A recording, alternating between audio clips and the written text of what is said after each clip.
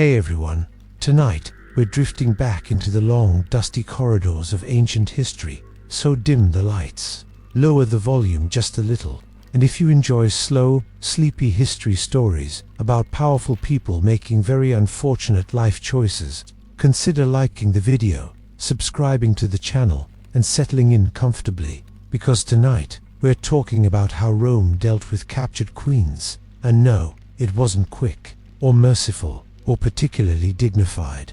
Rome had many talents: road building, accounting, war, petty revenge stretched out over several ceremonial stages. When Roman generals captured kings, queens, and noblewomen from rival kingdoms, they didn't simply execute them and move on.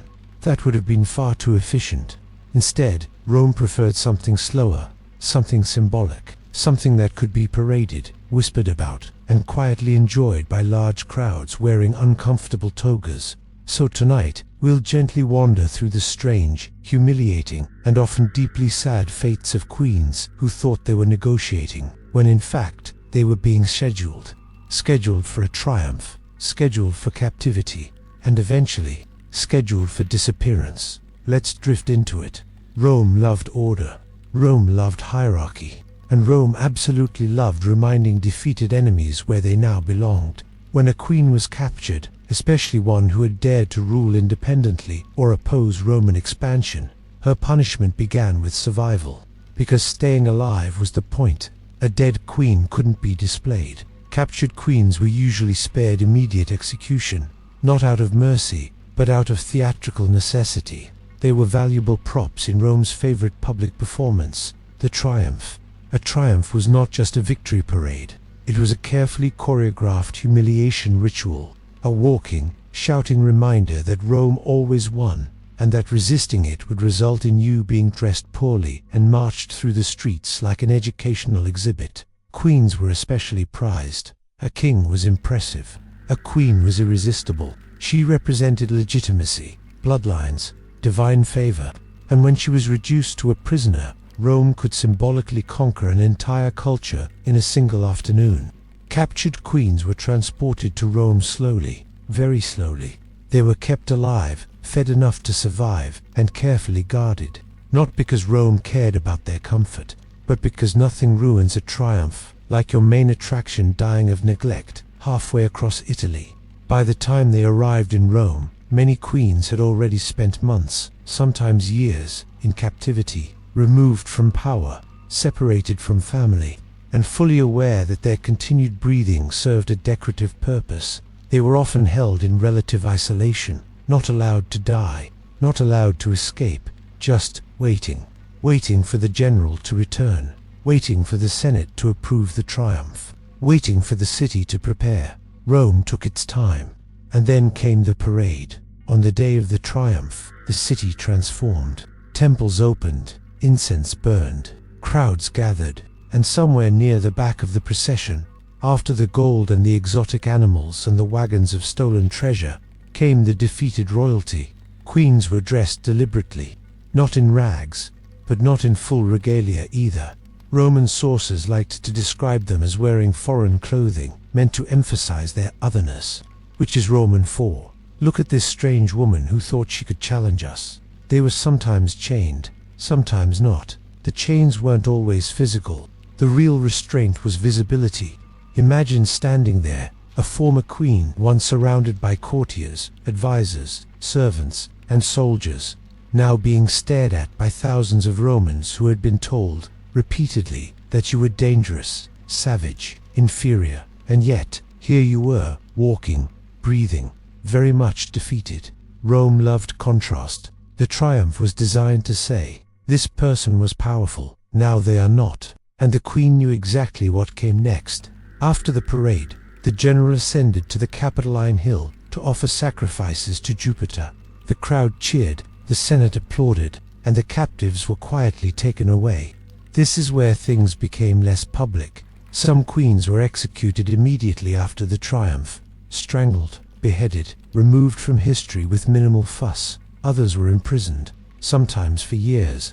Rome had a special place for these prisoners, the Tullianum, also known as the Mamertine prison. It was dark, it was underground.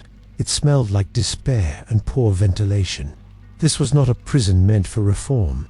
It was a holding space for people Rome hadn't finished using yet. Queens imprisoned, they were kept alive under harsh conditions. Minimal light, minimal contact, minimal hope. Roman writers rarely lingered on their daily suffering, which is usually a good indication that it was unpleasant enough to be taken for granted. And then there were the queens who were spared execution altogether, not because Rome forgave them, but because Rome found a use for them. Some were forced into exile. Others were married off to Roman allies, living reminders of conquest. Former queens reduced to symbolic wives, or political footnotes. They lived long enough to watch their former kingdoms disappear, and Rome called this mercy. One of the most famous examples, though far from the only one, is Cleopatra. Yes, that Cleopatra. But we won't rush to her just yet. Rome punished queens long before Egypt entered the chat. Let's drift gently to the west, to Gaul, before Julius Caesar finished rearranging it. One captured Gallic queen, whose name survives only in fragments, was taken during Rome's campaigns in what is now France. She had ruled alongside her husband, negotiated treaties, led resistance. When she was captured, Roman accounts barely bothered to name her.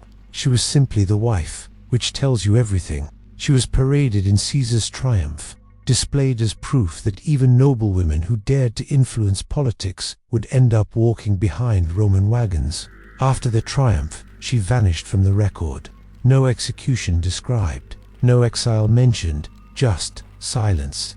And Rome was very good at silence. Then there was Zenobia, Queen of Palmyra, brilliant, educated, ambitious. She ruled in the East, built a powerful empire, and made the unforgivable mistake of doing so while Rome was distracted. For a brief moment, it looked like she might get away with it. Naturally, she did not. When Emperor Aurelian defeated her, he captured Zenobia and prepared one of the most elaborate triumphs Rome had seen in decades. Zenobia was dressed in gold, literally weighed down with jewelry, not to honor her, but to exhaust her. Roman writers described her struggling under the weight as she walked, an image Rome found deeply satisfying, the mighty queen slowed by Roman generosity. After the triumph, Zenobia was spared execution. Instead, she was given a villa, allowed to live under watch, a living trophy. Rome liked this option. It allowed them to say, "See, we are merciful," while ensuring the queen would never matter again. Zenobia's punishment was survival, and that, oddly enough, was often the worst fate Rome could offer.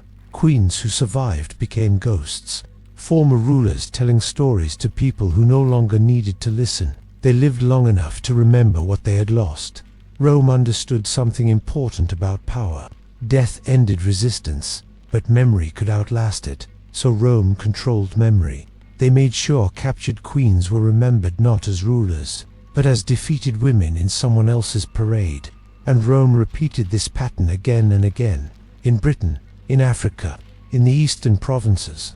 Wherever a woman ruled with confidence, Rome made a note. And when she fell, Rome made a spectacle. As we drift forward, we'll see queens who resisted harder, queens who negotiated, queens who believed Rome's promises, which, as history quietly teaches us, was rarely a good idea. So take a slow breath, let the image fade. The cheering crowd, the heavy jewelry, the quiet cell underground. Because next, we'll drift toward queens who fought Rome to the very end, and paid for it in ways Rome found educational. Let's gently move on. Let's drift onward now, away from the echo of triumphal cheers, and toward a quieter, more dangerous idea, negotiation. Rome, you see, was very good at pretending negotiation existed. It liked treaties, loved paperwork, absolutely adored agreements that only one side intended to follow. For many queens, diplomacy felt safer than resistance. After all, Rome respected law. Rome respected order. Rome respected civilization. At least, that's what Rome said about itself. So when Roman armies approached, some queens chose not to fight. They sent envoys. They offered tribute. They spoke calmly. They assumed that being reasonable would protect them. Naturally, it did not. Rome didn't punish negotiators less harshly. It punished them more quietly, because a queen who submitted willingly made an excellent example.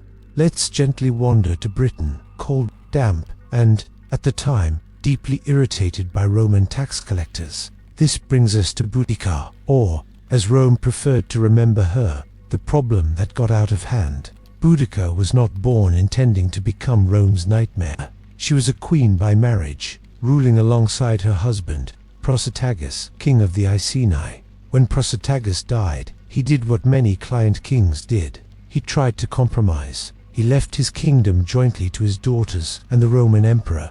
A legal solution, a civilized solution, a deeply naive solution. Rome responded by ignoring the will entirely. Roman officials seized Iceni lands, publicly flogged Boudica, and assaulted her daughters, because Rome had standards, and also none at all. This was not official policy, of course, just how things tended to go. Boudica responded by doing the one thing Rome hated most. She organized, she rallied tribes, she spoke publicly, she burned Roman settlements to the ground with impressive efficiency. For a brief, uncomfortable moment, Rome lost control of Britain. When Boudica was finally defeated, Roman writers disagreed on her fate. Some said she poisoned herself. Others said she fell ill and died. What they all agreed on was that Rome did not parade her. Not every queen was useful alive. Rome preferred captured queens who symbolized submission. Boudica symbolized embarrassment, and Rome didn't display its mistakes. Instead, it erased her ending, which was, in its own way, another punishment. But let's not linger there. Let's drift east again, to Armenia, a land forever caught between empires. Here we meet Queen Erato. Briefly ruling alongside her husband, surrounded by Roman influence, she attempted diplomacy, accepted Roman titles, played along. Rome tolerated her, until it didn't need to anymore. When political winds shifted, Erato was removed quietly. No parade, no triumph, just exile. She survived, which meant she was forgotten. Rome often preferred this outcome. Dead queens became martyrs. Living queens became footnotes. Now, let's soften our pace and move toward Africa, to Numidia. Here ruled Sophonisba.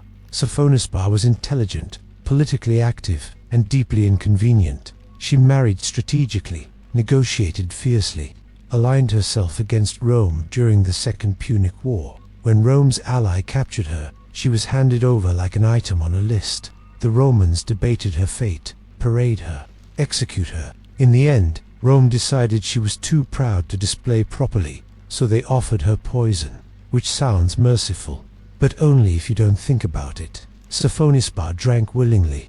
Rome praised her dignity, and Rome learned an important lesson. A queen who chose death denied Rome its spectacle. So afterward, Rome became much more careful about allowing queens any agency at all. Captured queens were watched closely, fed carefully, guarded constantly. Rome didn't want another dignified ending. It wanted humiliation. Now let's drift to Judea, a land that Rome never fully understood and never entirely trusted. Here lived Queen Salome Alexandra, one of the few queens who ruled successfully under Roman influence. She navigated alliances, balanced factions, kept peace. Rome tolerated her competence because it was useful. But after her death, Rome wasted no time dismantling what she built. Her sons fought, Rome intervened, and Judea slipped into client-state dependency. Salome's punishment was posthumous. Rome dismantled her legacy piece by piece, because Rome understood something chilling. A successful queen was more dangerous than a failed one. If women ruled well, others might try, and Rome did not enjoy competition. Now let's pause gently and consider the emotional weight of captivity. Roman sources loved logistics, dates, battles, speeches no one actually said.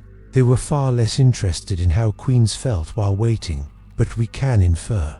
Imagine months in a guarded residence, or years in a distant villa. No authority, no audience, no future. Former queens lived in a strange limbo, too valuable to kill, too dangerous to release. Their punishment was relevance, slowly dissolving. Rome was patient. It didn't need to break you immediately. It could let time do the work.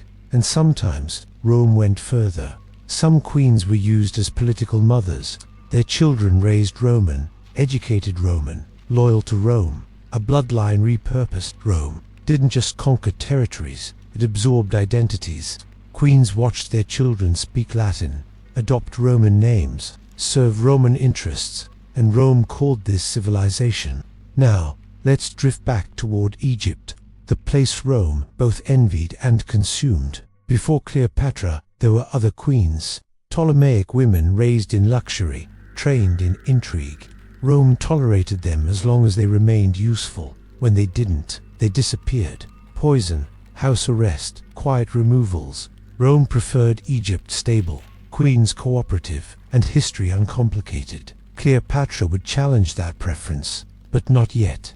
For now, remember this: Rome punished queens not because they were women, but because they ruled. And Rome could not allow the idea that ruling without Rome was possible. So queens were humiliated, erased, rewritten. Their lives turned into lessons. Lessons Rome taught with chains, silence, and carefully staged mercy. As we drift onward, we'll meet queens who tried resistance again, queens who chose defiance over diplomacy, and Rome responded with its favorite tools: spectacle, starvation, and very slow endings. So settle back, let the tension dissolve, because the next queens did not disappear quietly. They were remembered, because Rome made sure everyone watched. Let's drift on now, past the paperwork, past the polite envoys, and into the lives of queens who decided, very calmly, that if Rome was going to end them, it would have to work for it. These were not women who misunderstood Rome. They understood it perfectly. They simply refused to shrink. Rome found this deeply irritating. A queen who negotiated could be dismissed. A queen who submitted could be absorbed. But a queen who refused to be quiet, that required performance. Let's begin softly, in the East again, where resistance tended to be articulate, well documented, and very poorly received. We return to Egypt, not yet to Cleopatra's final act, but to the system that shaped her. The Ptolemies raised their queens to rule. They learned languages. They commanded fleets. They married siblings, because of course they did, and because bloodlines were apparently a hobby. These queens were not decorative, they were administrative. Rome found this unsettling. One such queen, Cleopatra III, ruled alongside her sons, and fought them, and outlived several of them. She negotiated with Rome aggressively, funded Roman campaigns, played senators against each other. Rome tolerated her because she was useful, but never trusted her. When she died, Rome quietly intervened in succession. No triumph, no chains, just correction.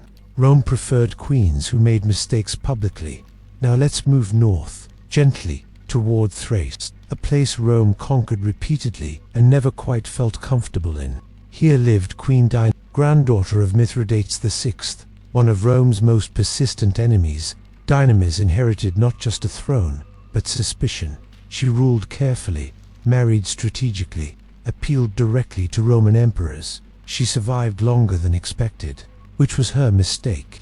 Rome allowed her to rule, but only as long as she remained quiet. When she became inconvenient, her authority was stripped. She faded into irrelevance. Rome considered this a success. Now, let's slow the pace and cross to Mauritania. Along the North African coast, here ruled Queen Cleopatra Selene II, daughter of Cleopatra VII and Mark Antony. She grew up in Rome, walked in a triumph as a child. Imagine that, not even ruling yet. Already a captive, she was raised as a Roman project, educated, observed, eventually married to King Juba II, another Roman-raised ruler. Together, they ruled Mauritania as model client monarchs. Cleopatra Selene ruled competently. She minted coins with her image, revived Egyptian symbolism. Rome watched closely. She was allowed power because she was proof that Rome could domesticate royalty. Her punishment had come earlier. In childhood, Rome understood that shaping queens early saved effort later. Now let's drift back to Britain briefly, because Rome never quite finished arguing with it. After Boudica, Rome claimed order was restored, which usually meant resentment was postponed. Several tribal queens continued to wield influence. Rome monitored them and removed them quietly when necessary. No more public spectacles. No more dramatic endings. Rome had learned. Now let's pause and consider a subtler form of punishment: historical distortion. Roman writers loved moral lessons. They portrayed defiant queens as emotional, excessive, unstable, even when their actions were strategic. A queen who resisted was labeled irrational. A queen who ruled decisively was unwomanly. This wasn't accidental. It allowed Rome to dismiss resistance as temperament rather than policy, and it worked.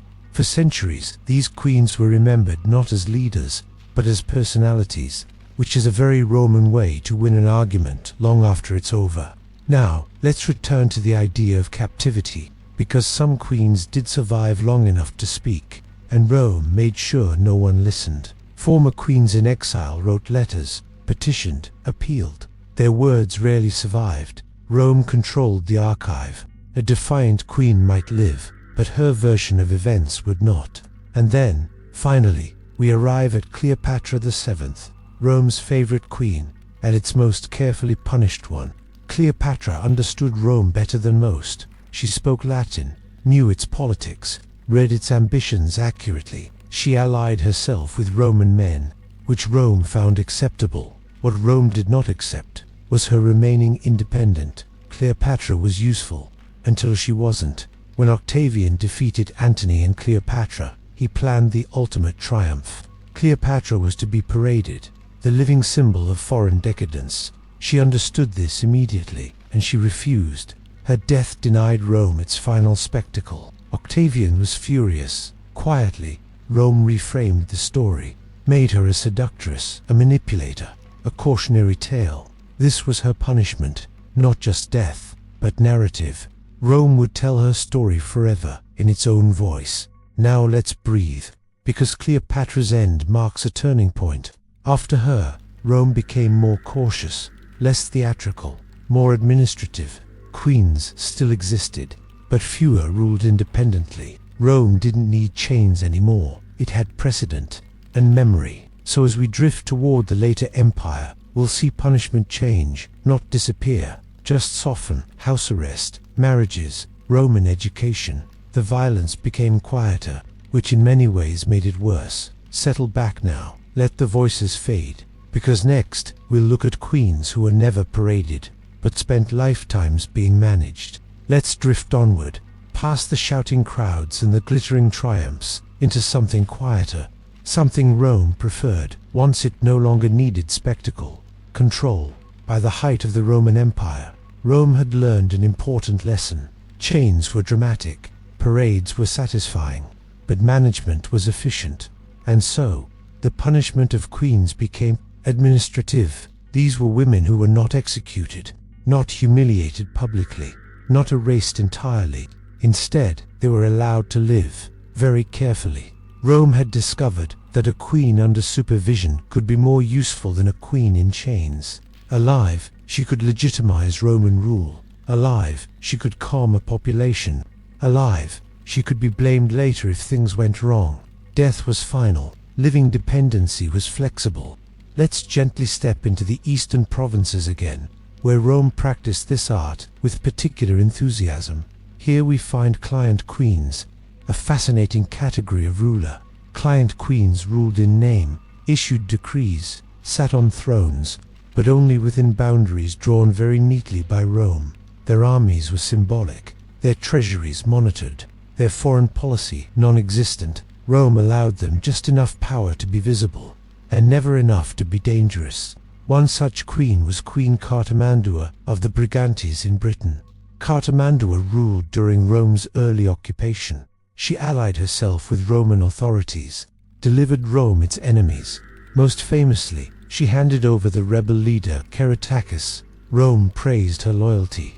Publicly, privately, Rome watched her closely. Cartimandua ruled effectively for years, which Rome tolerated. But when internal conflict arose, when her own people rebelled against her, Rome intervened selectively. They rescued her, removed her, and replaced local authority structures. Cartimandua survived. Her punishment was political retirement. She lived the rest of her life as a protected nonentity. Rome thanked her, and then no longer needed her. This pattern repeated across the empire. Queens who cooperated were spared. queens who succeeded were sidelined. Rome did not like competent intermediaries. Competence invited autonomy. Now let's drift south, toward Judea again, a place where Rome experimented constantly with indirect rule. Queen Helena of Adabene converted to Judaism, funded temples, provided famine relief. She ruled a small but influential kingdom. Rome watched. She was never arrested, never paraded, but Roman governors gradually absorbed her territory into their administrative web. Her sons ruled less freely than she had.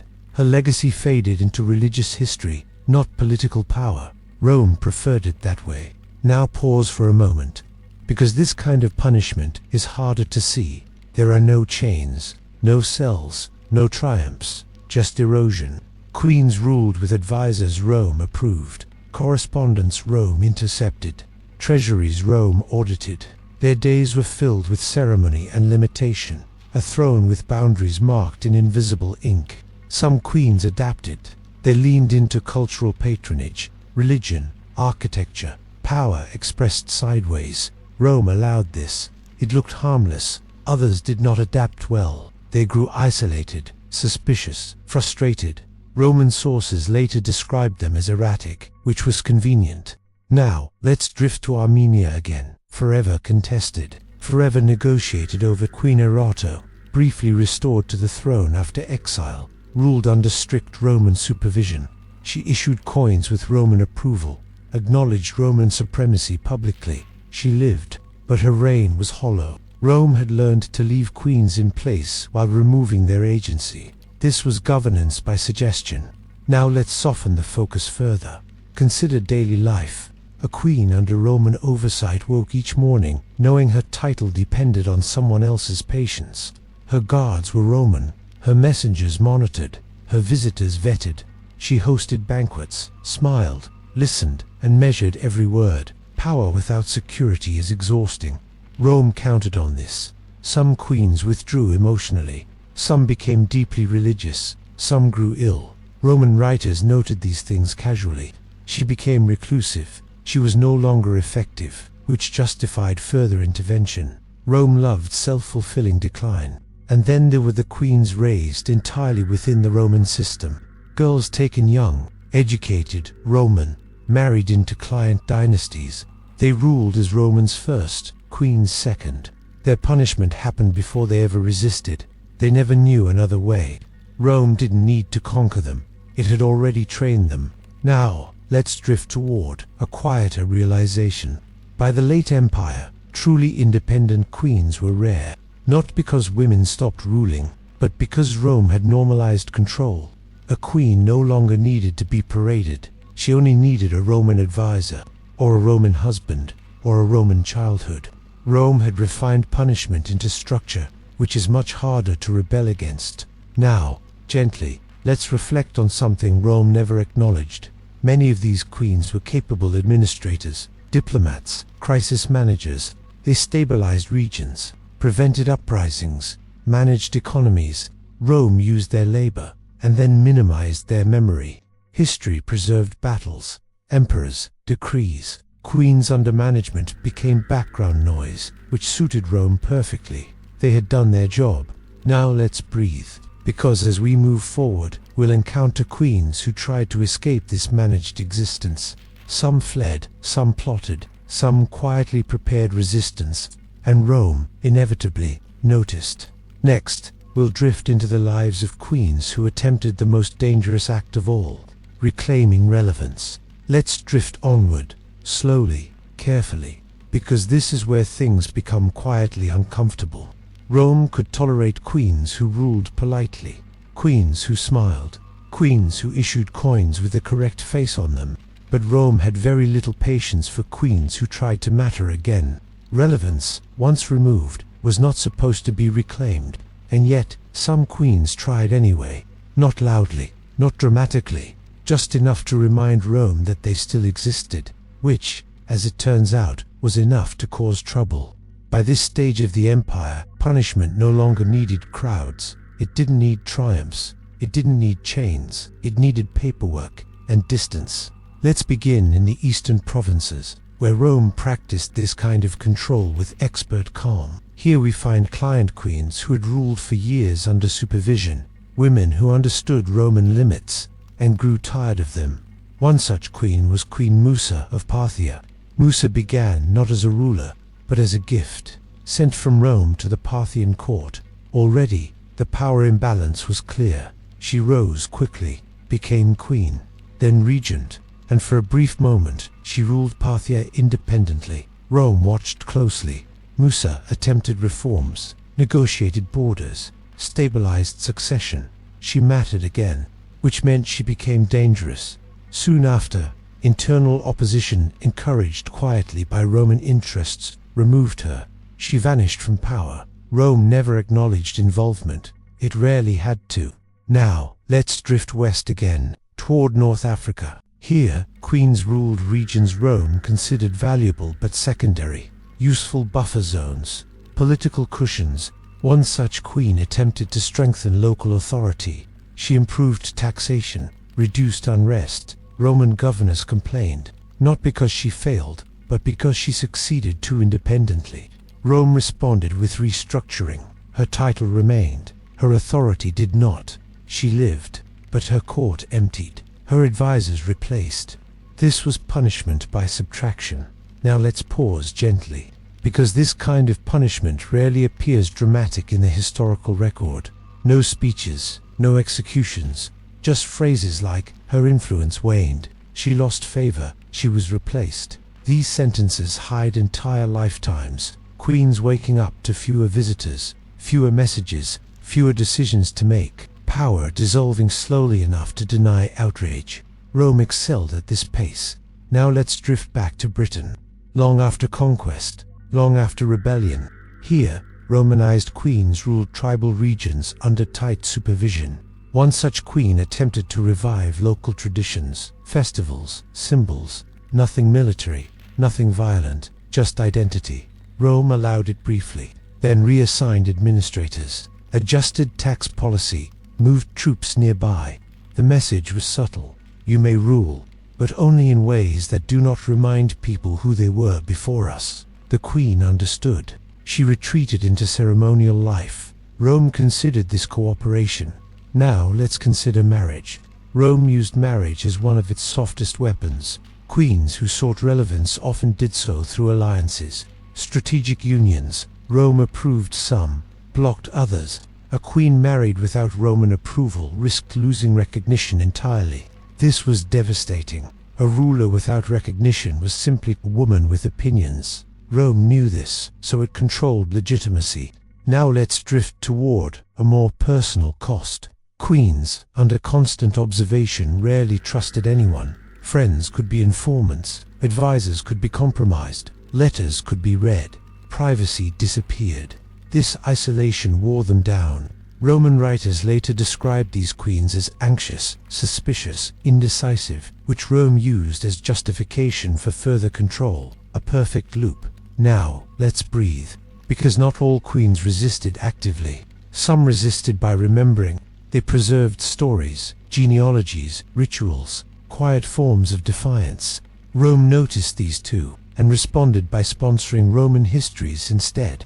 Rome understood narrative power. If you controlled the story, you controlled relevance. Queens whose names survived often did so only through Roman pens. Their resistance softened, their authority questioned, their motives reduced. Rome didn't erase them, it reframed them. Now, let's drift toward the late Empire. By this time, Rome no longer feared queens as rulers. It feared instability.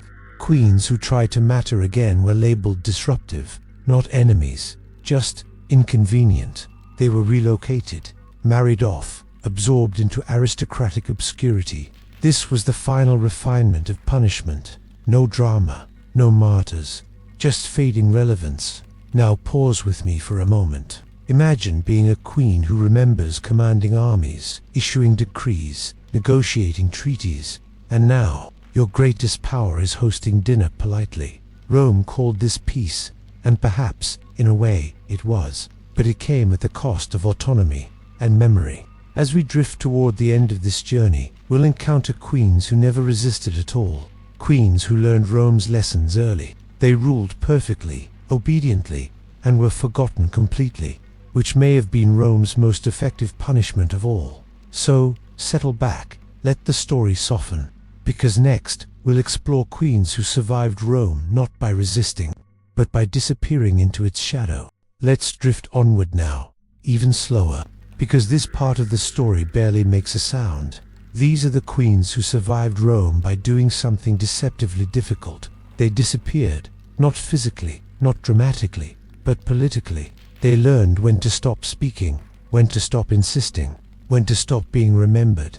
Rome never wrote many triumphs about these queens, because there was nothing to celebrate. They caused no rebellions, no scandals, no inconvenient legends, and Rome, quietly, loved them for it. By the later centuries of Roman expansion, queens who ruled under Rome's shadow understood the rules very well. They didn't need to be told. Rome had already punished enough examples. Chains were no longer required. Fear had matured into etiquette. Let's gently step into the Balkans, a region full of small kingdoms that Rome absorbed piece by piece. Here ruled queens whose names appear once, sometimes twice, and then never again. They ruled territories that mattered just enough to be supervised, but not enough to be celebrated. These queens attended Roman ceremonies, used Roman calendars, issued decrees, stamped with Roman approval. They learned to sound Roman, which was essential. Any hint of independent ambition would attract attention, and attention was dangerous. So these queens focused on survival. They invested in temples, in roads, in festivals that praised Rome's generosity. They did not speak of sovereignty. They spoke of stability. Rome rewarded this silence with longevity. Now let's drift east again, to Cappadocia, to Syria, to regions where queenship had once been bold and visible. By now, queens here were administrators first. They managed tax flows, they mediated disputes, they ensured loyalty, and they did it quietly. Rome had effectively outsourced governance. These queens were efficient and deeply replaceable. That knowledge shaped every decision they made. Now pause with me for a moment. Imagine ruling without legacy. Every decision made knowing your name may not survive it. Every success attributed to Rome. Every failure attributed to you. This was the psychological cost of vanishing. Queens who mastered this became experts in neutrality. They avoided extremes, avoided reforms, avoided innovation. Rome didn't want progress. It wanted predictability. And predictability, for a queen, meant invisibility. Now, let's drift toward a subtler space. Family life. Queens under Roman dominance often married carefully, sometimes deliberately late, sometimes strategically dull. They did not seek charismatic partners. They sought safe ones. Men who would not inspire loyalty. Men who would not threaten Rome. Children were raised cautiously. Too much ambition was discouraged. Too much pride softened early. Rome never needed to remove these children. Their parents had already done the work. This was generational disappearance. Queens trained heirs not to rule boldly, but to endure. Now let's consider education. Queens who vanished successfully adopted Roman learning, Latin rhetoric, Roman law. They quoted Roman philosophers, referenced Roman customs. This was not admiration. It was camouflage. A queen who sounded Roman was less likely to be corrected. Rome mistook imitation for loyalty, and often it was right. Now let's drift to the imperial court itself. Some queens were brought to Rome as honored guests, not prisoners, not captives, guests. They lived in comfortable residences, attended dinners, observed rituals. They were visible, but powerless. Their presence reassured Rome. A queen in Rome could not rule elsewhere, and if she became accustomed to comfort, she might not want to leave. This too was a form of disappearance. Rome never needed to forbid return. Delay was enough. Years passed, priorities shifted. Another administrator was appointed. By the time a queen noticed, her throne was already theoretical. Now let's breathe, because this is not the kind of punishment that shocks. It doesn't scandalize, it simply works. Rome perfected the art of letting queens fade naturally, and history followed Rome's lead. Roman historians did not record calm reigns. They recorded drama. So queens who governed efficiently vanished from memory. Their lives became blank spaces between empires and wars, which is exactly how Rome preferred it. Now let's drift toward a quiet irony. Some of these queens outlived emperors, outlasted generals, survived revolutions. They lived long lives, and yet they are barely known. Rome punished them not with death, but with obscurity. Now consider religion. As Rome absorbed new faiths, queens adapted. They converted early, sponsored temples, supported clergy Rome approved. Religion became another way to remain harmless. A devout queen was non-threatening. Rome praised piety, and piety asked for nothing political. Now let's slow even further. Imagine the daily rhythm of such a queen. Morning audiences with advisors Rome trusted. Letters written carefully. Public appearances rehearsed. No impulsive speeches, no bold decrees, just continuity. A queen who vanished successfully learned patience, and patience is exhausting. Roman writers occasionally described these queens as tired, melancholic, withdrawn. They mistook survival for sadness. Perhaps they were right. Now let's drift toward the end of this pattern. By the time Rome transitioned into late imperial structures, queens as independent figures were nearly gone. Not eliminated, not outlawed, just unnecessary. Rome ruled through systems now, bureaucracies, governors, law. A queen who ruled quietly fit neatly into this machine. And machines do not remember individual parts, they replace them. Now pause again, because this disappearance was not accidental, it was learned behavior. Queens watched what happened to those who resisted, those who negotiated, those who mattered too loudly, and they adjusted. Rome didn't need to threaten them. History already had. Now let's breathe softly, because as we move toward the end of this long, quiet story, one final pattern remains. Queens who vanished successfully left something behind. Not monuments, not triumphs, but stability. Regions that did not rebel. Borders that did not collapse. Rome benefited enormously from these women, and gave them almost nothing in return. No memory, no honor, just survival, which, in Rome's view, was generous enough. As we drift into the final part of our journey, we'll reflect gently on what all of this meant. How Rome punished queens, not just with violence, but with structure, and how the most effective punishment of all was teaching them how to disappear so completely that history itself barely noticed they had ruled at all. Let's drift onward now, almost to the end. By this point, Rome had largely finished its work, not just conquering territories, but shaping memory, because Rome understood something very important. If you control how queens are remembered, you control whether future queens ever try again. And Rome was very deliberate about this. The empire didn't just punish queens in life, it curated them afterward, carefully, selectively, quietly. Roman historians were not neutral observers, they were employees. Patrons wrote their checks, emperors approved their careers. So when queens appeared in Roman histories, they were never simply rulers. They were types: the dangerous foreign seductress, the over-emotional barbarian woman, the quiet, pious ally. Complexity was unnecessary. Rome preferred lessons. Let's drift back, briefly, to Cleopatra, because she is the clearest example of this process. Cleopatra was intelligent, multilingual, politically strategic, and administratively capable. Roman sources rarely linger on that. Instead, they describe her appearance, her charm, her supposed manipulation of Roman men. This framing mattered. It turned a political rival into a personal flaw. Rome didn't defeat a capable monarch. It defeated temptation, which made the victory morally comfortable. Now, let's move softly to other queens whose stories were flattened. Boudica became rage. Zenobia became pride. Sophonisba became tragic dignity. Each queen reduced to a single emotional note. Rome did this intentionally, because emotion could be dismissed. Policy could not. A queen who resisted Rome for strategic reasons was dangerous. A queen who resisted because she was angry was manageable. This allowed Rome to explain conquest without examining itself. Now let's pause, because this wasn't just propaganda. It worked. For centuries, these queens were remembered exactly as Rome wanted. Textbooks echoed Roman narratives. Plays repeated Roman stereotypes. Queens became characters, not leaders. Now let's drift toward absence. Most queens did not even receive this treatment. They were omitted entirely. Roman histories focused on emperors, generals, wars. Quiet reigns disappeared. Queens who vanished successfully left no scandal, so Rome left no record.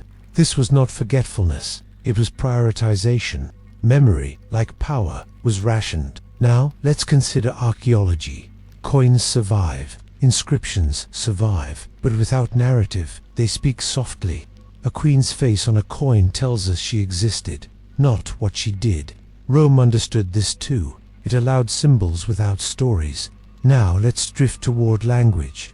Roman writers used diminutive phrases when discussing queens. Influential, notable, remarkable for a woman. These qualifiers mattered. They placed queens outside the normal category of ruler, an exception, a curiosity, never a model. Rome wanted future women to see queenship as unusual, risky, temporary. Now let's breathe, because this memory shaping had a long afterlife. Medieval chroniclers inherited Roman texts. Early modern historians trusted them. Rome's voice echoed for centuries. Queens who had governed competently were forgotten. Queens who had resisted were caricatured. Rome didn't just win wars, it won the archive. Now let's drift toward a quiet irony. Some of the most stable regions in the empire were governed by women. They balanced factions, managed resources, prevented uprisings. Rome benefited immensely, and then erased them, because praising them would raise questions. Questions Rome preferred unanswered. Now, let's slow further. Imagine being a queen who ruled peacefully for decades. No rebellions, no scandals, no dramatic endings. You die quietly, and history passes over you. Rome considered this ideal. No lessons needed, no warnings required.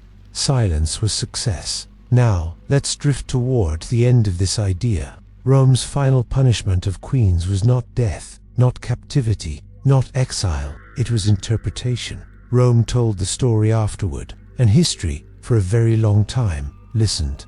Now, settle back, because in the final part, we won't introduce new queens.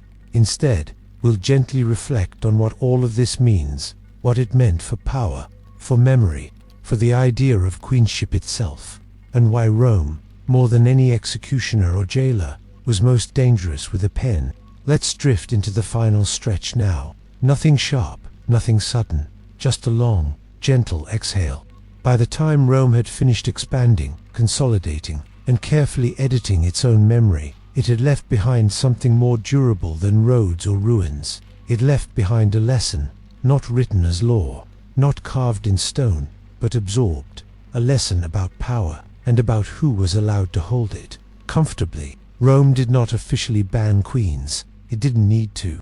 It simply demonstrated, again and again, what happened when queens ruled too loudly, too independently, too visibly, and people learned. Future queens long after Rome itself began to fray ruled with this inheritance hanging quietly in the background. They ruled cautiously, they ruled indirectly, they ruled with advisors, and when they ruled boldly, historians noticed how often they were compared unfavorably to Rome's old cautionary tales. Cleopatra, Boudica, Zenobia, Rome's shadows were long. Now let's pause gently and look back across everything we've wandered through tonight. Captured queens paraded in triumphs. Queens who negotiated and were quietly erased. Queens who resisted and were rewritten. Queens who survived by vanishing. At every stage, Rome was consistent. It did not fear queens because they were women. It feared them because they ruled. A ruling queen disrupted assumptions about hierarchy, about legitimacy, about who authority naturally belonged to. Rome was flexible in many ways, but on this point it was remarkably stubborn. Power, in Rome's ideal world, flowed upward toward emperors, and outward through men. Rome could replace queens complicated that system. They brought bloodlines, cultural continuity, local loyalty, and Rome did not like power it could not rotate on schedule. So it did what empires do best. it adapted. When violence worked, Rome used violence. When spectacle worked, Rome staged spectacle. When silence worked, Rome perfected silence. And when memory became the battlefield, Rome wrote. Now, let's soften the focus even more. Think of the emotional reality behind these stories. Women raised to rule, trained from childhood, taught responsibility, diplomacy, command, then slowly taught not to use any of it. Some adjusted, some resisted, some broke quietly. Roman historians rarely recorded those inner lives, but the absence itself tells us something. Rome did not need queens to feel understood. It needed them to feel limited. And limits, once internalized, do not need guards. Now consider the irony. Rome relied on these queens constantly.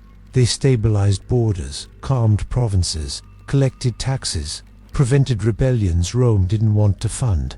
Queens did the unglamorous work of empire, and Rome rewarded them with survival, which Rome considered generous. Now let's drift toward the idea of legacy. Most of these queens left no monuments with their names in bold letters, no autobiographies, no triumphant speeches preserved. Their legacy survives in fragments, a coin, an inscription, a complaint in a Roman text, and sometimes silence. But silence does not mean insignificance. It often means someone worked very hard to keep things calm. Rome benefited enormously from calm. Now let's slow further. Imagine a world in which Rome had celebrated competent queens, recorded their policies, acknowledged their success. That world might have produced more of them. Rome chose another path. It taught future generations that queenship was risky, temporary, emotionally dangerous, and for centuries that lesson lingered, even long after Rome itself fractured into memory. Now, let's gently acknowledge something else. Rome's punishment of queens was not unique. Other empires did similar things, but Rome was exceptionally thorough. It didn't just defeat queens, it instructed the future. Now settle back into your seat. Let your breathing slow, because this story doesn't end with a dramatic conclusion. It ends the way Rome preferred things to end. Quietly, queens faded, systems remained, histories hardened, and Rome's version of events became the default. But tonight, drifting through these lives slowly, we've allowed those queens a small return. Not as spectacles, not as warnings, but as rulers who existed, who governed, who mattered, even when Rome tried very hard to make sure they didn't. So as you let this story fade into sleep, remember this gentle truth. Rome punished queens in many ways, with chains, with exile, with silence. But the fact that we are still whispering their names means the punishment was never complete. And on that quiet note, you can let the past settle, let the voices dim, and rest. Let's drift onward now, gently, unhurried. We leave the marble halls of Rome behind and find ourselves somewhere colder, narrower, and significantly smellier. Medieval London, a city that never slept, mostly because it was far too loud, far too crowded, and far too concerned with not catching fire to rest properly. London in the Middle Ages was not the grand capital people imagine today. It was a tight knot of streets pressed inside old Roman walls, a place where crime was not hidden in dark alleys, because everything was a dark alley, and crime, much like mud, was simply part of daily life. Now, when we say crime, we should gently lower our expectations. This was not a city of master criminals or elaborate schemes. This was a city where most crimes were impulsive, public, and poorly thought through, because medieval Londoners lived very close together, physically, emotionally, and often angrily. Privacy was rare, patience was rarer. Londoners argued, they drank, they shoved each other in the street, they occasionally stabbed one another over extremely small disagreements, and then they went back to work. Crime in medieval London was not an exception to everyday life. It was everyday life, just written down when someone important was inconvenienced.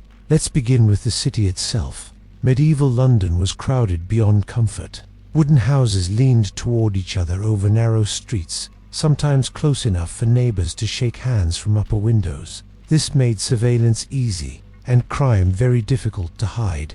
If you committed a crime, someone saw it. If no one saw it, someone heard it. If no one heard it, someone smelled it. And if absolutely no one noticed, you were probably committing a crime involving fish. Now, theft was the most common crime, not grand theft, not daring robberies, petty theft, a loaf of bread, a chicken, a cloak left unattended for a tragic amount of time.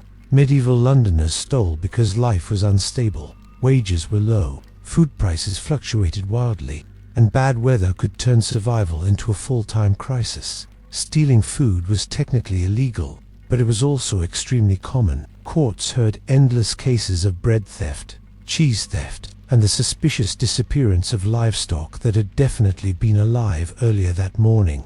Punishments varied. First-time offenders were often fined, publicly shamed, or placed in the stocks.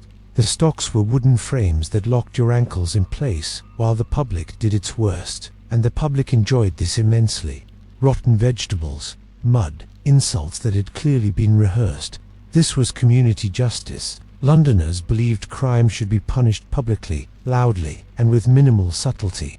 Now let's drift toward violence. Medieval London was an aggressive place, not constantly violent, just easily offended. Disputes escalated quickly. Arguments over debts, insults, spilled ale, or accusations of cheating at dice could turn into fistfights within moments. Knives were common, not weapons exactly, just tools that happened to be sharp. And when people carried sharp tools everywhere, disagreements sometimes ended badly. Homicide was disturbingly frequent, but medieval courts were surprisingly lenient. Many killings were considered chance medleys, spontaneous acts, heat of the moment, violence. If you killed someone during an argument, and witnesses agreed it was not premeditated, punishment might be limited. Sometimes, the killer simply paid compensation. Life, in medieval London, had a flexible price tag. Now, let's slow down and talk about nighttime. London after dark was a different city. There was no street lighting, no police patrols as we understand them. The city relied on night watches, groups of local men tasked with keeping order. They carried lanterns and sticks, mostly sticks. These watchmen were unpaid, undertrained, and deeply uninterested in confrontation. Their main duty was to shout the time, and occasionally chase drunk people. Criminals knew this. The night belonged to pickpockets, burglars, and anyone confident enough to run quickly. Breaking into houses was easier than you might think. Wooden doors, simple locks, windows that did not believe in security. Burglars targeted homes during festivals, market days, or church services, when everyone was distracted or praying. Now, let's drift into fraud. Medieval London loved rules, especially rules about trade, and where there are rules, there is cheating. Bakers were notorious offenders. They were constantly accused of selling underweight bread. Butchers diluted meat quality. Alewives watered down ale. Wine merchants lied about origins. Food fraud was a serious crime, not because honesty mattered, but because bad food made people angry, and hungry Londoners were extremely unpleasant. Punishments for dishonest traders were creative. A baker caught cheating might be dragged through the streets with his faulty bread hung around his neck. Alewives could be dunked in a cucking stool. A chair lowered repeatedly into filthy water.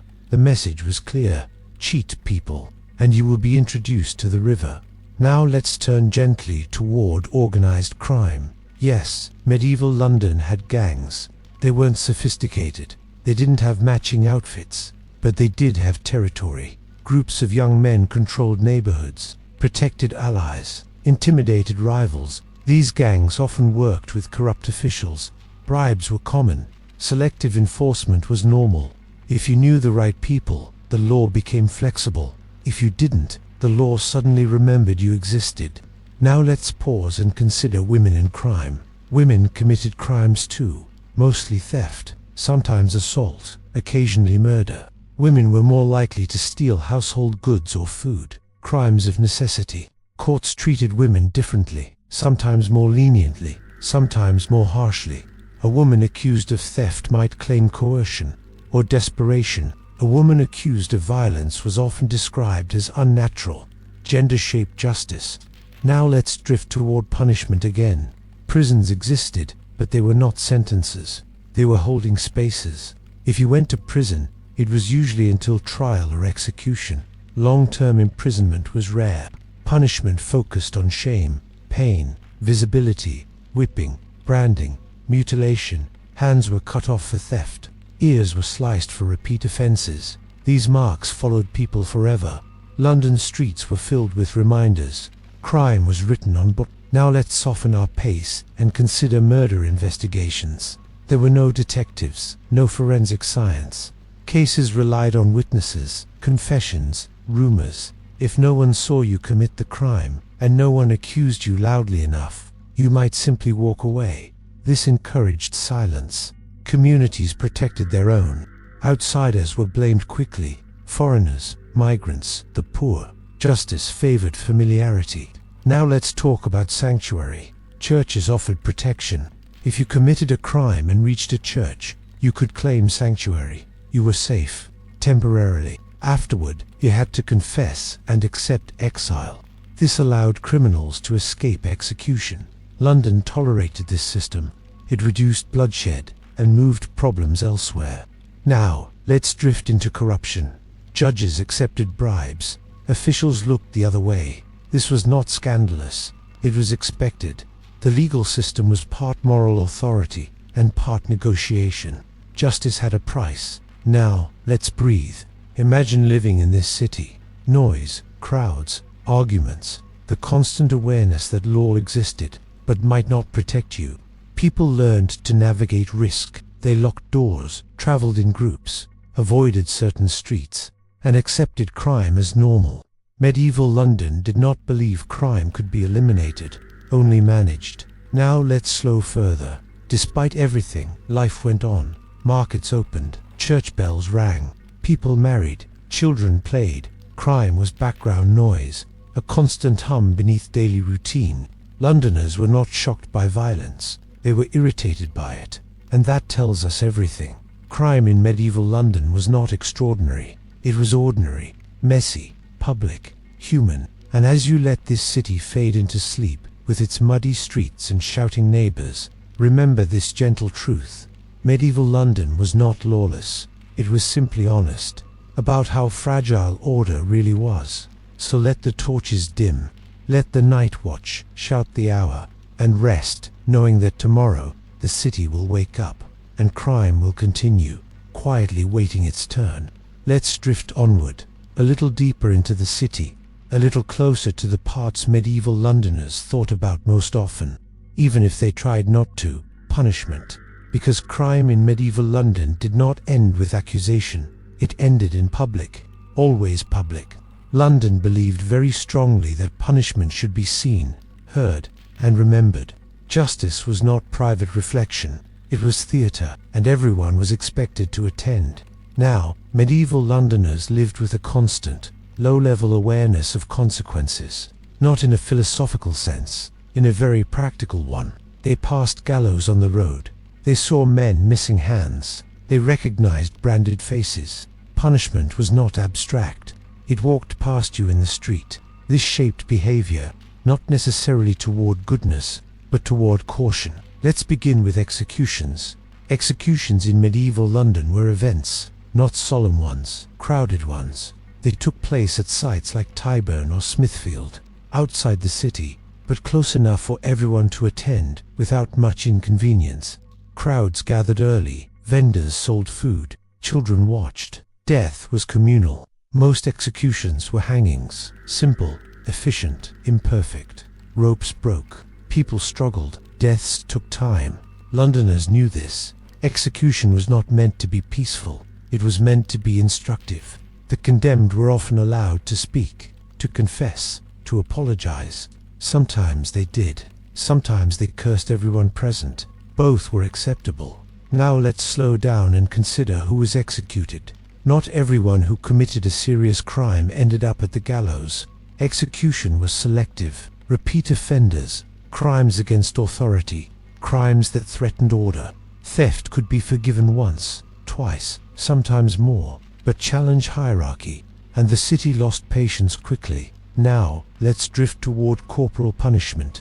Whipping was common, quick, public. The offender was tied to a post or cart, stripped partially, and beaten. Crowds watched closely. This was not just about pain, it was about humiliation. Clothing mattered in medieval London. Being stripped was symbolic. It meant you had failed. Now, let's move to mutilation. This was reserved for repeat offenders, or crimes the city found particularly irritating. Thieves lost hands, liars lost ears. The logic was simple. If the body committed the crime, the body should remember it. These marks followed people forever. They limited employment, restricted movement, invited suspicion. Punishment didn't end when the sentence did. It lingered. Now let's talk about the pillory. The pillory was like the stocks, but worse. It locked the head and hands in place, making defense impossible. The crowd supplied the rest. Rotten food, mud, animal waste. This was social punishment. Londoners believed shame could correct behavior, and if it didn't, at least it was entertaining. Now, let's drift toward fear. Medieval Londoners were afraid, not constantly, but consistently. Fire, disease, crime. These fears overlapped. Crime increased during famine, during plague, during economic stress. Fear made people suspicious. Neighbors watched neighbors. Accusations spread quickly. Sometimes crimes were invented. Better to accuse someone else than be accused yourself. Now let's pause gently, because medieval justice was not always cruel. It was unpredictable. Mercy existed. People could beg. Families could petition. Guilds could intervene. Connections mattered.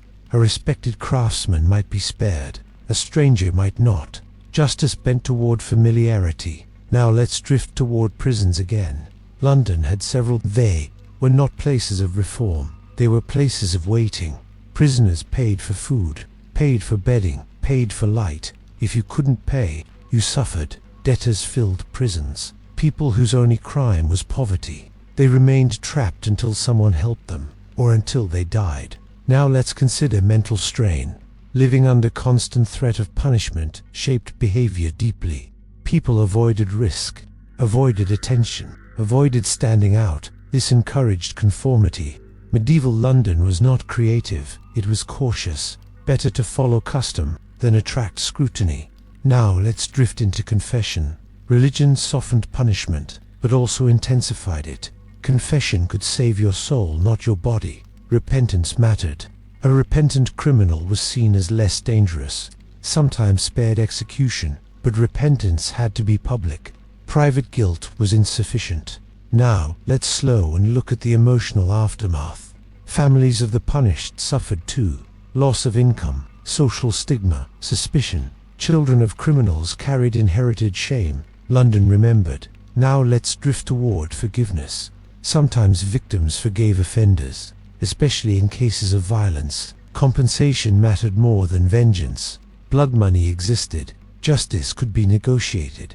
This flexibility kept peace, and also allowed inequality. Now let's breathe. Imagine waking each day knowing that one mistake, one argument, one accusation could change your life permanently. This was medieval London. Crime was not just about wrongdoing, it was about vulnerability. Anyone could fall into the system, and once inside, escape was uncertain. Now, let's soften the ending. Despite all this, London functioned. People adapted, rules stabilized, communities regulated themselves. Crime did not destroy the city, it shaped it. London grew tougher, more watchful, more suspicious, and more resilient. As the city settled into night, with torches flickering and doors barred, people slept, knowing the law was harsh, but familiar, and familiarity, in medieval London, was often the closest thing to safety. So let the gallows fade, let the crowd disperse, let the night watch call the hour once more, and rest. Let's drift onward once again, deeper into the hum of medieval London. The streets are quieter now, not because crime has stopped, but because the day's merchants have gone home, and shadows have begun to pool between the crooked timber-bird houses. Here, in the dim light, we find another layer of crime, one that was organized, subtle, and surprisingly structured. This was not the random theft of bread, or the drunken quarrels of ale-soaked men. This was crime wrapped in respectability, or at least the appearance of it. Guilds dominated much of the city's commercial life. They regulated trade, set prices, monitored apprentices, and, quietly, enforced their own codes. Guilds were meant to prevent cheating, ensure quality, and provide support to their members. Yet, human nature being what it is, these organizations also harbored a peculiar kind of tolerance for minor transgressions. Apprentices stole small tools, journeymen skimmed profits, merchants falsified measures. Sometimes these acts were punished, sometimes they were tolerated. The deciding factor was often influence. A wealthy master could bend the rules, while a lowly apprentice was exposed. Now, let's drift toward thieves, who existed entirely outside guild oversight. Professional criminals, loosely organized, lived in the alleys, under bridges, or in the neighborhoods just beyond the city walls. They were known by name in some records, though we often only catch glimpses. They were thieves, pickpockets, and highwaymen who understood opportunity as much as survival. Their work was methodical, not overly clever, but consistently effective. They knew the market days, the patterns of the wealthy, the timing of festivals, and they knew that law enforcement was slow and inconsistent. The night watchmen were not a deterrent, they were more like a mild nuisance. A shouted warning, a stick waved in the dark, rarely more. These criminals sometimes had patrons, a local guildmaster, a minor official, a corrupt alderman. Connections allowed them to operate with impunity in certain areas while avoiding trouble entirely. Now, let's drift to a particularly vivid form of crime: highway robbery. London's main road stems, bridges, city gates, the narrow paths leading out to the countryside were perfect hunting grounds. Merchants traveling to market with coins or goods became obvious targets. Some robbers were opportunistic, some were organized. They traveled in small groups, waited for travelers at predictable spots, and disappeared before help arrived. Surprisingly, these crimes were rarely punished severely. Capture was difficult, conviction rarer, and if the victim was wealthy or politically influential, negotiation often replaced justice. Now, let us consider a subtle but pervasive form of crime: corruption within the city as administration. Officials were poorly paid, bribes were routine, favoritism shaped everything. If a wealthy merchant bribed a bailiff, a thief might walk free. If a local lord demanded protection, extortion became normal. This corruption blurred the line between lawful and unlawful behavior. Crime existed, but definitions shifted with money, influence, and circumstance. Now, gently, we drift into the lives of ordinary Londoners navigating this chaotic system. For many, survival meant compromise, locking doors, watching neighbors, choosing streets carefully, avoiding crowds where disputes might erupt. Crime was omnipresent but not always violent. It was a constant hum, shaping decisions from the smallest to the largest. Family life was affected. Children learned to pickpockets or guard possessions. Husbands and wives kept small caches of goods to prevent theft. Trust was carefully rationed. And yet, daily life continued. Markets opened, church bells rang, tradesmen carried on. Even crime became routine. Now, let's drift to law enforcement itself. The city had a patchwork system. Watchmen patrolled at night. Sheriffs acted during the day. Coroners investigated suspicious deaths. Courts adjudicated disputes. But enforcement was uneven. Power and influence mattered. Random chance mattered. Accusations mattered. A crime witnessed by a lord's servant was treated differently from one witnessed by a street vendor. A theft of coins from a nobleman could lead to harsh punishment. A theft of bread from the poor might be overlooked or punished with a simple fine. This selective enforcement created a strange equilibrium. People learned which rules mattered, which crimes were dangerous, which could be ignored. Now, let's drift to punishment and its psychological effect. Public executions and corporal punishment created a city constantly aware of consequences. Crime became intertwined with fear and spectacle. Seeing a thief flogged, a liar branded, or a murderer hanged left a lasting impression. But for many, these lessons were abstract. Most people understood that opportunity could outweigh risk, especially if the victim was wealthy, distracted, or absent. Now, gently, let's consider the interaction between crime and superstition. Medieval Londoners often attributed misfortune, theft, and misbehavior to supernatural causes. A house plagued by repeated theft might be considered cursed. A violent fight could be blamed on witches, evil spirits, or divine wrath. This layer of belief complicated law enforcement. It made some crimes less punishable. It made others more dangerous. Accusations of witchcraft, though rarer in early medieval London, could lead to extraordinary consequences. Now, let's drift toward food markets. Markets were hubs of minor crime. Pickpockets, counterfeiters, and dishonest traders all operated in these spaces. Bakers sometimes cheated with weight. Butchers sometimes substituted meat. Alewives watered down ale. Yet these acts were often tolerated because life was difficult, because regulation was inconsistent, because the urban crowd expected occasional dishonesty. Now, gently, we drift toward seasonal crime. Crime in London increased during festival periods, during harvests, during shortages. People traveled, markets overflowed, opportunities multiplied. Famine brought theft and robbery. Plague disrupted policing. Wars diverted attention. Every shift in circumstance created new openings for criminal activity. Now, let's drift to the quiet strategies of survival. Citizens became adept at avoiding being victims or perpetrators. Locks, hiding valuables, paying bribes, leveraging connections. Crime became embedded in the social contract, not an exception but a way of life. Finally, let's pause and reflect. Medieval London thrived, not in spite of crime but alongside it. The city adapted. Communities developed informal regulations. People learned to navigate risk. Crime shaped the rhythm of life, the architecture of streets, and the very psyche of the population. Londoners accepted a constant hum of threat, tempered by rules, rituals, and social codes, and in this way, the city endured. As night fell on the muddy streets, with torches flickering in windows and watchmen shouting the hours, the city exhaled. Crime had not disappeared. It had simply become part of the fabric.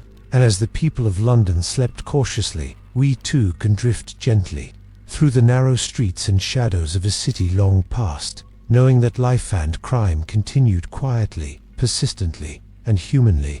Let's drift gently onward once more, deeper into the dim, narrow streets of medieval London.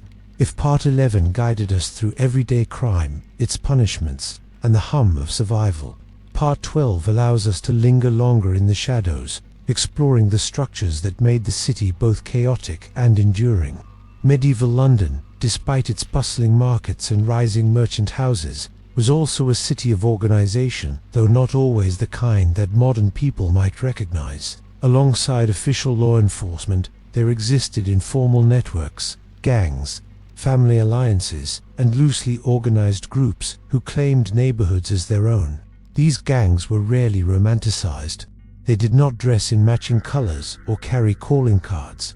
Instead, they were groups of men, and sometimes women, who knew their streets intimately, who understood who could be robbed safely, and who had the loyalty of enough neighbors to avoid immediate capture.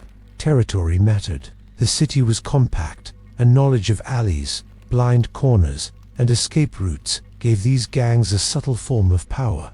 They were enforcers, extortionists, and sometimes protectors, depending on who paid them or who they claimed as allies. Now, let's drift into the relationship between these gangs and the city's administration. Corruption ran quietly but deeply. Officials were paid small salaries, and bribes were routine. A gang might operate in a particular ward with the tacit approval of a corrupt bailiff or alderman. Their activities were ignored as long as they did not threaten influential citizens. Better yet, if they delivered payments to those officials. This created a delicate equilibrium. The city tolerated a degree of disorder because it was convenient, profitable, and sometimes stabilizing. A gang controlling one neighborhood prevented outsiders from causing greater chaos, maintaining a sort of local peace through fear and selective enforcement. Now, let's drift into an example. Softly imagined but historically plausible. Picture a narrow street near Cheapside. Early in the evening, a baker locks his shop door and returns home. A small gang waits in shadow, not out of malice, but out of habit.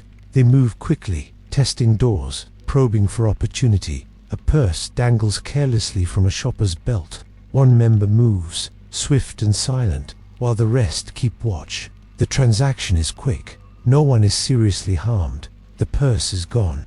In another part of the city, a local bailiff accepts a coin to ignore the theft. The cycle is complete. This was not rare. It was ordinary. Now, let's drift toward social perception. Gangs were feared, certainly, but they were also understood. Neighbors recognized them, often respected them, and sometimes sought their protection. In a city with limited police oversight, alliances mattered more than legality. To live peacefully in London often meant understanding which gang controlled which street and behaving accordingly. Now let's consider corruption more broadly. Guilds, city officials, and merchants all participated, intentionally or not, in bending rules. Weights were measures were misreported. Taxes were delayed or avoided entirely. Even the courts were susceptible. Witnesses could be bribed, evidence ignored, punishment selectively enforced. This did not create chaos as we might imagine. It created a predictable system. The rich and connected had ways to manipulate it. The poor learned limits, and survival often meant compromise. Now, gently, let's drift into the personal impact of this system on everyday Londoners. Life was constantly negotiated. Children learned early which streets to avoid. Women learned where to travel safely after dark. Apprentices memorized not just their trades, but also which masters were trustworthy, which neighbors were dangerous, and which authorities could be approached safely. Fear, in this environment, was constant but structured. People were anxious, certainly. They were cautious, always. But anxiety was managed, codified into behavior, and shared communally. Now, let's drift into specific crimes connected to these networks. Pickpocketing, theft, fraud, and occasional assault were daily occurrences, but more organized forms included smuggling, illegal gambling, and fencing stolen goods. Connections across neighborhoods, and sometimes even across the river into Southwark, allowed stolen goods to circulate quickly and disappear quietly. Punishment for organized crime was uneven. If a gang member was caught, they might be flogged, imprisoned briefly, or executed. Often, however, only the least connected were punished. Leaders, protected by bribery or alliances, continued business as usual. Now, let's drift toward another subtle but pervasive factor: information. News in London traveled slowly, but word of criminal activity spread through whispers, taverns, and church gatherings. A gang could control a neighborhood not just through fear, but through information, knowing who owed debts, who was vulnerable, who had connections. Knowledge became a form of power as vital as weapons or money. Now, let's pause, softly, to consider the psychological environment. Living in such a city required constant vigilance. Every trip to market, every visit to the tavern, carried risk. Yet, people adapted. They formed informal networks, trusted carefully, and internalized the city's rules of survival. This created a kind of equilibrium. Crime was never eradicated, but it was managed socially, economically, and politically. The city functioned despite or sometimes because of these layers of corruption and criminal activity. Now, let's drift into the impact on trade and economy. Merchants adapted to the risks of theft and fraud. Goods were marked or weighed carefully. Money was counted publicly. Apprentices watched for irregularities. Sometimes, merchants collaborated with gangs to protect shipments. A carefully negotiated bribe could prevent a robbery entirely. Trade was cautious, but it was continuous. The economy adapted to the constant hum of potential crime. Now, let's consider law enforcement again. Watchmen, bailiffs, and aldermen were limited in capacity. Much of the city's regulation relied on informal community enforcement, neighbors observing neighbors, guilds policing their own members, families protecting reputations. This semi-formal system created both safety and unpredictability. Those with connections fared better, those without, worse. Yet almost everyone developed strategies to navigate it. Finally, let's drift toward the human experience. Despite threats, despite corruption, despite constant minor crime, life continued. Children played in alleys, sometimes risking petty theft. Markets thrived, churches rang their bells. Festivals brought temporary relaxation of vigilance. Crime, corruption, and survival were woven into the city's rhythm. They shaped behavior, architecture, trade, and social networks. They were both threat and stabilizer. And as the city exhaled under a moonlit sky, with watchmen patrolling the empty streets and shadows lingering in alleyways, Londoners slept, cautiously but resiliently. Life, like crime, continued, not with drama or triumph, but with quiet persistence. And that quiet persistence, that constant negotiation with risk, authority, and opportunity, was the heartbeat of medieval London. Let's drift gently onward, to the quiet, often overlooked corners of medieval London. Here, the focus is not on wealthy merchants or notorious gangs, but on those who lived on the edges: women, children, beggars, and strangers navigating the harsh rules of a city that was rarely kind. Life for the marginalized was inseparable from both survival and crime. For many, petty theft was not an indulgence, it was necessity. Bread, vegetables, or firewood could disappear from market stalls or the edges of kitchens simply to prevent starvation. London's courts understood this to an extent, but punishment was often harsh, regardless of circumstance. Children were particularly vulnerable. Many were apprenticed young, working in bakeries, tanneries, or workshops. Some were sent out to beg. Some ran away from abusive homes or harsh masters, becoming street urchins, thieves, or small-time pickpockets. London was filled with them, ragged, alert, and surprisingly resourceful. Women, too, occupied precarious positions. They ran homes, cared for families, and often engaged in commerce of limited legality, selling homemade goods without a license, borrowing or repurposing items from neighbors, or occasionally fencing goods obtained through theft. All these acts were common. Punishments for women were gendered. Petty theft often resulted in public shaming, stocks, or even cucking stools for women accused of misbehavior. Violence committed by women was often described as unnatural, attracting social stigma beyond the immediate legal consequences. Begging, a near-universal necessity among the poorest, was itself criminalized intermittently. Authorities tolerated it, but fines, whipping, or imprisonment could be applied arbitrarily. Some religious institutions offered support, though only to those deemed deserving. The line between survival and criminality was thin, almost invisible, and crossed daily. Now, let's drift toward the experience of foreigners and outsiders. Migrants from nearby towns, continental Europe, or farther afield often faced suspicion. They were easy scapegoats when thefts or violent incidents occurred. They were also easy targets for organized crime or extortion, lacking the networks that local families relied upon. Even legal disputes were more precarious for outsiders. Testimony could be discounted. Punishment could be harsher. Networks of influence mattered profoundly, and those without them navigated life at the mercy of chance and proximity. Let's pause gently to consider law enforcement's unevenness. Watchmen, aldermen, and bailiffs were biased by social relationships. The well-connected avoided punishment. The isolated faced swift justice. In this way, marginalization directly increased vulnerability to both crime and the law. Now, drift with me into the experience of punishment itself. Stocks, pillories, whippings, branding, and mutilation were public reminders that the city's authority was omnipresent.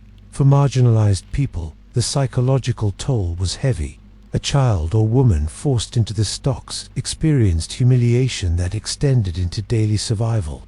Neighbors whispered, merchants refused service, and social mobility diminished further. Yet even here, survival strategies flourished. Children learned to hide quickly. Women negotiated with local authorities or guilds. Begging became a form of intelligence gathering, learning which areas were safer or which officials more lenient. Crime became a language of negotiation. Survival required both creativity and cunning. People learned who could be trusted, which areas to avoid, and when to engage in acts that risked punishment. Now, drift into the emotional climate. Fear was constant but manageable. People developed instincts that guided every movement, which streets to take, which markets were safe, when to stay inside. Community mattered. Neighbors watched each other, sometimes to help, sometimes to accuse. Trust was rationed carefully. Now, drift toward the moral dimension. Medieval Londoners understood survival in pragmatic terms. Crime was morally undesirable, certainly, but often unavoidable. Punishment was moral theater, but morality was always subordinate to subsistence. And so, daily life was a delicate negotiation. Children learned to steal a loaf without being caught. Women bartered cleverly to avoid fines. Begging became a system of subtle intelligence. Even the poorest developed survival networks that were invisible to the official eye. Now, slowly, consider disease, hunger, and fire. These threats interacted with crime to shape behavior. A small theft could be life-saving during a famine. A neglected street could become a site of violence or opportunistic robbery. The city's infrastructure and its constant hazards demanded adaptability. Now, let's drift towards social hierarchy. Marginalized people occupied a liminal space. They were necessary, tolerated, and regulated, but they could never fully integrate into the systems that privileged the wealthy. Their lives were lived in tension, constantly aware of rules, enforcement, and potential danger. Despite this precarious existence, communities formed. Children protected each other. Women organized mutual support. Beggars shared information. Even criminal networks often provided informal safety nets. Now, gently, drift toward reflection. The experience of crime and punishment among the marginalized was both a system of oppression and a framework for survival. It shaped behaviors, relationships, and perceptions of authority. It taught resilience, ingenuity, and caution. And yet, despite oppression, despite fear, life continued. Markets opened, children played. Festivals brought temporary relaxation. Crime, punishment, and survival became the rhythm of existence. Finally, drift toward closure. Medieval London, with its narrow streets, public punishments, and constant negotiation between law, fear, and survival, was a city defined by human resilience. Those on the margins, living closest to the edge, often displayed the greatest adaptability. They navigated a world where morality, legality, and necessity collided.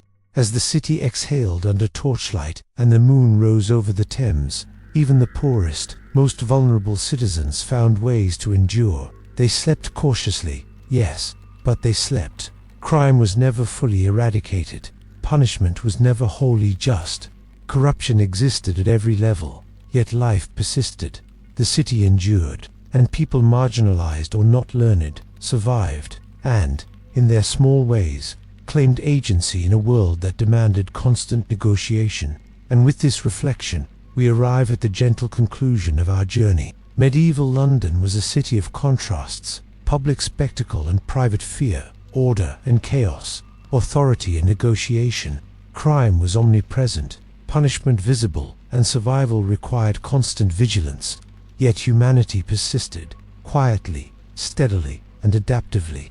As you let these streets fade into sleep, remember, life, even in the harshest conditions, finds ways to continue. London endured, and its people endured. And now, so may you.